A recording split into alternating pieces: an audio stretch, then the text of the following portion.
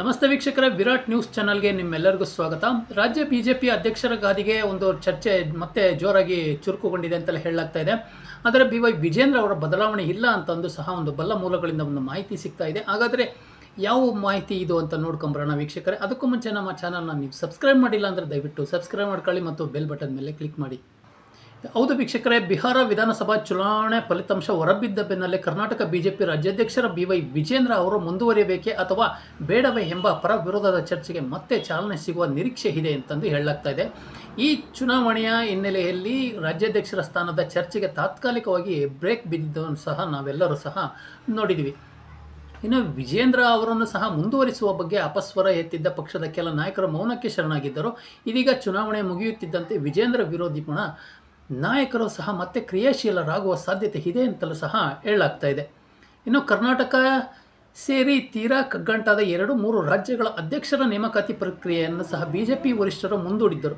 ಈ ಮಧ್ಯೆ ಪಕ್ಷದ ರಾಷ್ಟ್ರೀಯ ಅಧ್ಯಕ್ಷರು ನೇಮಕವೂ ಆಗಬೇಕಾಗಿದೆ. ಹಾಲಿ ರಾಷ್ಟ್ರೀಯ ಅಧ್ಯಕ್ಷರಾಗಿರ್ತಕ್ಕಂಥ JP ನಡ್ಡಾ ಅವರು ಸಹ ಕೇಂದ್ರ ಸಚಿವರಾಗಿರುವುದರಿಂದ ಆ ಸ್ಥಾನಕ್ಕೆ ಹೊಸಬರ ನೇಮಕ ಆಗಬೇಕಾಗಿರೋದರಿಂದ ಇದೀಗ ರಾಷ್ಟ್ರೀಯ ಅಧ್ಯಕ್ಷರ ನೇಮಕ ಬಳಿಕ ರಾಜ್ಯಾಧ್ಯಕ್ಷರ ನೇಮಕ ಪ್ರಕ್ರಿಯೆ ಕೈಗೊಳ್ಳುವರೇ ಅಥವಾ ಮೊದಲೇ ಮಾಡುವರೇ ಎಂಬುದು ಸಹ ಕಾದು ನೋಡಬೇಕಾಗಿರ್ತಕ್ಕಂಥ ಸುದ್ದಿಯಾಗಿದೆ ವೀಕ್ಷಕರೇ. ಇನ್ನು BY ವಿಜೇಂದ್ರ ಅವರನ್ನು ಮುಂದುವರಿಸುವ ಸಾಧ್ಯತೆ ದಟ್ಟವಾಗಿದೆ ಅಂತಲೂ ಸಹ ಒಂದು ಬಲ್ಲ ಮೂಲಗಳಿಂದ ಮಾಹಿತಿ ಸಿಗ್ತಾ ಇದೆ. ಸದ್ಯದ ಪರಿಸ್ಥಿತಿಯಲ್ಲಿ BY ವಿಜೇಂದ್ರ ಅವರನ್ನು ರಾಜ್ಯಾಧ್ಯಕ್ಷರ ಸ್ಥಾನದಿಂದ ಮುಂದುವರಿಸುವ ಸಂಬಂಧ ಹೆಚ್ಚಾಗಿದೆ ಅಂತಲೂ ಹೇಳಲಾಗ್ತಾ ಇದೆ.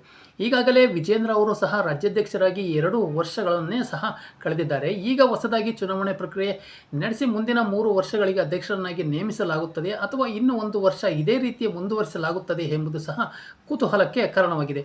ರಮೇಶ್ ಜಾರಕಿಹೊಳಿ, ಅರವಿಂದ್ ಲಿಂಬಾವಳಿ, ಕುಮಾರ್ ಬಂಗಾರಪ್ಪ, GM ಸಿದ್ದೇಶ್ವರ್ ಸೇರಿ ವಿಜೇಂದ್ರ ಅವರು ಸಹ ವಿರೋಧಿ ಬಣದ ನಾಯಕರು ಶೀಘ್ರದಲ್ಲೇ ಸಭೆ ಸೇರಿ ತಮ್ಮ ಮುಂದಿನ ಕಾರ್ಯತಂತ್ರದ ಬಗ್ಗೆ ಚರ್ಚೆ ನಡೆಸಲಿದ್ದಾರೆ ಎಂತಂದು ಸಹ ಮೂಲಗಳು ತಿಳಿಸಿವೆ.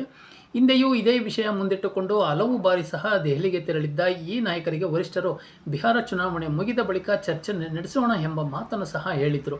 ಇದೀಗ ಚುನಾವಣೆ ಮುಗಿದಿದ್ದರಿಂದ ತಮ್ಮ ಬೇಡಿಕೆ ಮುಂದಿಟ್ಟು ವಿರೋಧಿ ಬಣದ ನಾಯಕರು ಮತ್ತೆ ದೆಹಲಿಗೆ ತೆರಳುವ ಸಾಧ್ಯತೆ ಇದೆ ಅಂತಲೂ ಸಹ ಹೇಳಲಾಗ್ತಾ ಇದೆ. ಆದರೆ ವರಿಷ್ಠರು ಇದಕ್ಕೆ ಯಾವ ರೀತಿಯ ಒಂದು ಮನ್ನಣೆ ಕೊಡ್ತಾರೆ ಅನ್ನೋದನ್ನು ನಾವು ಕಾದು ನೋಡಬೇಕಾಗಿದೆ ವೀಕ್ಷಕರೇ. ಇನ್ನು ಮೈತ್ರಿ ಮತ್ತಷ್ಟು ಗಟ್ಟಿ ಮಾಡುವ ಯತ್ನಕ್ಕೆ ವರಿಷ್ಠರು ಕೈ ಹಾಕಿದ್ದಾರೆ ಅಂತಲೂ ಸಹ ಹೇಳಲಾಗ್ತಾ ಇದೆ. ಇನ್ನು ಬಿಹಾರ ಚುನಾವಣೆ ಫಲಿತಾಂಶದ ಬೆನ್ನಲ್ಲೇ ರಾಜ್ಯದ ಬಿಜೆಪಿ ಮತ್ತು JDS ಮೈತ್ರಿಯನ್ನು ಸಹ ಮತ್ತಷ್ಟು ಗಟ್ಟಿಗೊಳಿಸುವ ಪ್ರಯತ್ನ ನಡೆಸುವುದು ನಿಶ್ಚಿತವಾಗಿದೆ. ಅತ್ತ ಬಿಹಾರದಲ್ಲಿ JDU ನೆರವಿನೊಂದಿಗೆ ಬಿಜೆಪಿ ಹಂತವಾಗಿ ತನ್ನ ಪ್ರಾಬಲ್ಯವನ್ನು ವೃದ್ಧಿಸಿಕೊಂಡಿರುವುದರಿಂದ ಕರ್ನಾಟಕದಲ್ಲೂ ಬಿಜೆಪಿ JDSನೊಂದಿಗೆ ಮೈತ್ರಿಯನ್ನು ಸಹ ಬಿಜೆಪಿ ಪೂರ್ಣ ಪ್ರಮಾಣದ ಸರ್ಕಾರ ಸ್ಥಾಪಿಸಬಹುದು ಎಂಬ ಚರ್ಚೆ ಉಭಯ ಪಕ್ಷಗಳು ಸಹ ಆರಂಭವಾಗಿದೆ. ಈ ನಿಟ್ಟಿನಲ್ಲಿ ಲೋಕಸಭಾ ಚುನಾವಣಾ ಮಾದರಿಯಲ್ಲೇ ಮುಂಬರುವ ಸ್ಥಳೀಯ ಸಂಸ್ಥೆಗಳ ಚುನಾವಣೆಯಲ್ಲೂ ಸಹ ಸೀಟು ಹಂಚಿಕೆಯಲ್ಲಿ ಹೆಚ್ಚು ಗೊಂದಲ ಮಾಡಿಕೊಳ್ಳದೆ ಮುಂದೆ ಸಾಗಿದರೆ 2028ರ ವಿಧಾನಸಭಾ ಚುನಾವಣೆಯಲ್ಲಿ ಬಿಜೆಪಿ ಮತ್ತು JDS ಮೈತ್ರಿ ಅಧಿಕಾರ ಗದ್ದುಗೆ ಏರಬಹುದು ಎಂಬ ಲೆಕ್ಕಾಚಾರ ಪಕ್ಷದ ವಲಯದಲ್ಲಿ ಸಹ ಕೇಳಿಬರ್ತಾ ಇರತಕ್ಕಂಥ ಮಾತು. ಹಾಗಾಗಿ ಮುಂದಿನ ದಿನಗಳಲ್ಲಿ ಈ ಬಿಜೆಪಿಯ ವರಿಷ್ಠರು ಮತ್ತು JDS ನಾಯಕರು ಒಟ್ಟುಗೂಡಿ ಯಾವ ರೀತಿಯ ಒಂದು ಚುನಾವಣಾ ಕಾರ್ಯತಂತ್ರವನ್ನು ಎಣಿತಾರೆ, ಮುಂದೆ ಯಾವ ರೀತಿಯ ಒಗ್ಗಟ್ಟಾಗಿ ಚುನಾವಣೆಯನ್ನು 2028ರ ವಿಧಾನಸಭಾ ಚುನಾವಣೆಯನ್ನು ಎದುರಿಸ್ತಾರೆ ಅನ್ನೋದು ಸಹ ನಾವೆಲ್ಲರೂ ಕಾದು ನೋಡಬೇಕಾಗಿದೆ ವೀಕ್ಷಕರೇ. ನಮ್ಮ ಮಾಹಿತಿ ಇಷ್ಟ ಆಗಿದ್ದರೆ ದಯವಿಟ್ಟು ನನ್ನ ಚಾನಲ್ನ ಸಬ್ಸ್ಕ್ರೈಬ್ ಮಾಡಿ ಮತ್ತು ಬೆಲ್ ಬಟನ್ ಮೇಲೆ ಕ್ಲಿಕ್ ಮಾಡಿ. ಧನ್ಯವಾದಗಳು.